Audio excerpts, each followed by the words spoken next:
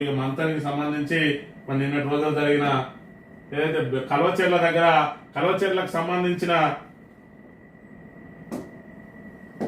దొంతుల వాణి అని చెప్పి మరొక ఇల్లాలు అక్కడ ప్రమాదంలో మృతి చెందింది. ఇసుక లారీ ఆమెకి లెక్కిపోయింది. ఇప్పటికే మంతనిలో అనేక ఇసుక లారీల ద్వారా అనేక ప్రమాదాలు జరుగుతూ ఉన్నాయి. నేను అధికారంలోకి వచ్చిన 2 రోజుల్లోనే ఇసుక లారీలను బంద్ చేయిస్తా, ఇసుక క్వారీలు మూసేయిస్తా అని చెప్పి ప్రగల్భాలు పలికిన శ్రీధర్ బాబు ఇప్పటి వరకు వాటిని ఆపింది లేదు, అతిగతి లేదు. దాంతో నిత్యం ఇసుక లారీల ద్వారా ప్రమాదాలు చోటు చేసుకుంటూ ఉన్నాయి. మరోవైపు ఇసుక క్వారీలను సంఖ్యను పెంచిండు. మరి ఇక్కడ వందలాది లారీలు ఇక్కడ నుంచి పోతూనే ఉన్నాయి. నిన్న రోజు చూసుకున్నట్టయితే మరి మాదేపూర్ ఏరియాలో ఇటువైపు అటువైపు 2 వైపులు పెడితే మధ్య నుంచి పోవడానికి కూడా సందు లేక పూర్తి స్థాయిలో అక్కడ ఎక్కడికక్కడ మరి ట్రాఫిక్ జామ్ అయిన పరిస్థితి మనం చూడొచ్చు. ఈ రకంగా మరి గోదావరిని ఎడారిని చేసి ఇసుక వ్యాపారం చేసుకుంటా ఉన్నారు. మరి ఇక్కడ చూసుకున్నట్టయితే ఎన్నికల ముందు ఇచ్చిన మాట నిలబెట్టుకోవా బీఆర్ఎస్ మండలాధ్యక్షుడు శంకేశ్ రవీందర్ ఎన్నికల ముందు తాము అధికారంలోకి వచ్చిన 2 రోజుల్లోనే ఇసుక బంద్ చేస్తా అంటే ఇచ్చిన మాట కట్టుబడవా అని మంత్రి శ్రీధర్ బాబును బీఆర్ఎస్ మండలాధ్యక్షుడు శంకేశ్ రవీందర్ సూటిగా ప్రశ్నించారు. మంగళవారం సెంట్రల్ ఏర్పాటు చేసిన విలేకరుల సమావేశంలో మాట్లాడారు. ఎన్నికల ముందు అమలు సాధ్యం కాని 6 గ్యారంటీల మాదిరిగానే మంత్రి ప్రజలను మభ్యపెట్టేందుకు తాము గెలిచిన 2 రోజుల్లోనే లారీలను ఆపేస్తానని 15 నెలలు గడిచినా ఇంకా ఎందుకు ఆపడం లేదని ఆయన ప్రశ్నించారు. మాదేపూర్ నుండి కమాన్పూర్ వరకు ఇసుక లారీలు మరణ మృదంగం మోగిస్తుంటే నిత్యం వరుస ప్రమాదాలతో అనేక మంది ప్రాణాలు కోల్పోతున్నారని ఆయన ఆవేదన వ్యక్తం చేశారు. బొమ్మాపూర్లో, అడవి సోమపల్లిలో, కానారు మండల కేంద్రంలో, రామాయపల్లి వద్ద వరుస ప్రమాదాలు చోటు చేసుకోగా సోమవారం కమాన్పూర్ వద్ద జరిగిన ప్రమాదంలో పోలీసుల కళ్ళ ముందే కల్వచెర్లకు చెందిన దొంతుల వాణి అక్కడికక్కడికే మృత్యువాత పడిందన్నారు. ఇంకెంత మంది ప్రాణాలు బలైతే ఇసుకను బంద్ చేస్తారని పెద్దపల్లి ఎమ్మెల్యే విజయరమణారావు అక్కడ మానేరులో ఒక్కటంటే ఒక్క క్వారీ కూడా నడకుండా చర్యలు చేపడితే ఆ పని మీకెందుకు సాధ్యపడడం లేదని ఆయన నిలదీశారు. ఇప్పటికైనా ఇచ్చిన మాట ప్రకారం ఇసుక క్వారీలు బంద్ చేసి ఇసుక రవాణా ఆపకపోతే రాబోయే రోజుల్లో ప్రజలే మీకు బుద్ధి చెప్తారని చెప్పి హెచ్చరించిండు. మరి ఇక్కడ చూసుకున్నట్టయితే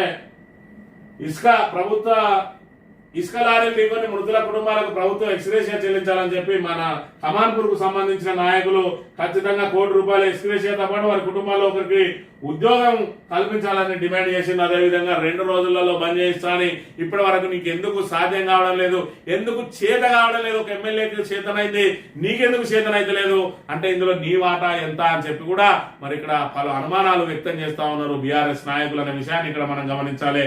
మేము రాగానే 2 రోజులలోనే మరి ఇక్కడ ఇసుక లారీలను బంద్ చేయిస్తామని చెప్పి బాజాప్తా చెప్పిండు. మరి ఇప్పటి వరకు ఎందుకు బంద్ చేయలేకపోతా ఉన్నాడు? మనం మళ్ళొకసారి ఆయన మాటలు కనుక గమనించినట్టయితే కాంగ్రెస్ పార్టీ ప్రభుత్వం వస్తే 2వ రోజే ఇసుక లారీలను ఆపివేస్తామని చెప్పాం. ఖచ్చితంగా చెప్పిన కాంగ్రెస్ పార్టీ ప్రభుత్వం వస్తే 2వ రోజే ఇసుక లారీలను ఆపివేస్తామని చెప్పాం. మరి ఇప్పుడు ఏ ప్రభుత్వం వచ్చింది? ఇప్పుడు అధికారంలో ఏ ప్రభుత్వం ఉన్నది? అధికారంలో కాంగ్రెస్ ప్రభుత్వం ఉన్నది. నువ్వు ఏదైతే నీ నియోజకవర్గ ప్రజలకు మాట ఇచ్చినావో 2 రోజుల్లోనే ఇసుక లారీలు ఆపేస్తా అని చెప్పి మరి ఇవాళ చూసుకున్నట్టయితే నువ్వు నేనే నెంబర్ 2 అంటా ఉన్నావు. అదే విధంగా ఈయన సలహాలతోటే మేము నడిపిస్తా అంటా ఉన్నాడు రేవంత్ రెడ్డి. మరి నీ సలహాలతోటే క్వారీలను పెంచినవా? నీ సలహాలతోటే గోదావరి నిడారిగా మార్చినవా? నీ సలహాలతోటే ఇసుక వ్యాపారం మొదలు పెట్టినవా? మరి గతంలో చేస్తే మొత్తం బీఆర్ఎస్ నాయకుల జేబులలో పోతానే అన్నావు. మరి ఇయాటి పైసలు ఎవరి జేబులలో పోతాయి? ఆ రోజు వందలాది లారీలు పుట్టమది అన్నావు. ఇవాళ వేలాది లారీలు మరి శ్రీధర్ బాబు నీయేనా? మరి చెప్పాలి, ప్రజలకు సమాధానం చెప్పాలి.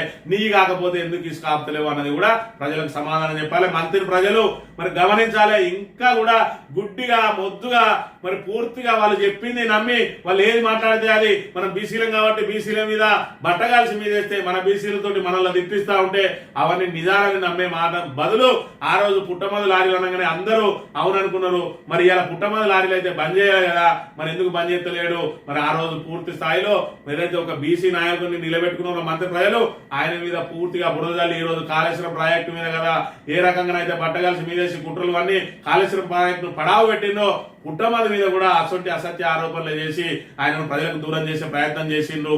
మరి ఇవాళ శ్రీధర్ బాబు నిజ స్వరూపం ఏందో మంత్రి ప్రజలు గమనించాలి. ఎందుకు ఇసుక లారీని ఆపుతలేడు? మేము అధికారంలోకి వచ్చినాక 2 రోజులకే అన్నాడు.